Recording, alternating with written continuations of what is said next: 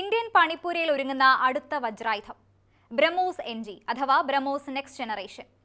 ഈ supersonic cruise മിസൈലിന്റെ പരീക്ഷണം 2026 നടക്കും. ഇന്ത്യയുടെ മിസൈൽ സാങ്കേതിക വിദ്യയിലെ സുപ്രധാന നാഴികക്കല്ലായ ബ്രഹ്മോസ് NGക്ക് സവിശേഷതകളേറെയുണ്ട്. ഏറ്റവും പ്രധാനമായി പറയേണ്ടത് ഇത് ഇന്ത്യ-റഷ്യ സഹകരണം മെച്ചപ്പെടുത്തുമെന്നതാണ്. ബ്രഹ്മോസ് മിസൈലിന്റെ ഏറ്റവും ഭാരം കുറഞ്ഞ യുദ്ധവിമാനങ്ങളിൽ നിന്ന് പ്രയോഗിക്കാവുന്ന പതിപ്പിന്റെ പരീക്ഷണമാണ് 2026 നടക്കുക. ശബ്ദത്തിന്റെ 3 ഇരട്ടി വേഗതയിൽ സഞ്ചരിക്കാനുള്ള കഴിവ്. ഏകദേശം 300 കിലോമീറ്ററോളം ബ്രഹ്മോസ് NGക്ക് ദൂരപരിധിയുണ്ടാകും.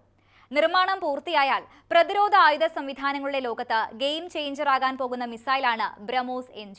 നിലവിൽ ഇന്ത്യ ഉപയോഗിക്കുന്ന ബ്രഹ്മോസ് മിസൈലിന് 3 ടൺ ഭാരമുണ്ട്.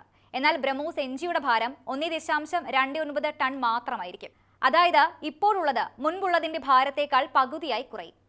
ഭാരം കുറയുന്നതിലൂടെ യുദ്ധവിമാനങ്ങൾ, ചെറു കപ്പലുകൾ, അന്തർവാഹിനികൾ എന്നിവയിലും ബ്രഹ്മോസ് NG ആയുധമായി ഉപയോഗിക്കാൻ കഴിയും. നൂതനമായ AI ടാർഗറ്റിംഗ്, ഉയർന്ന വേഗത, വലിപ്പക്കുറവ് എന്നിവയാണ് NGയുടെ സവിശേഷതകൾ.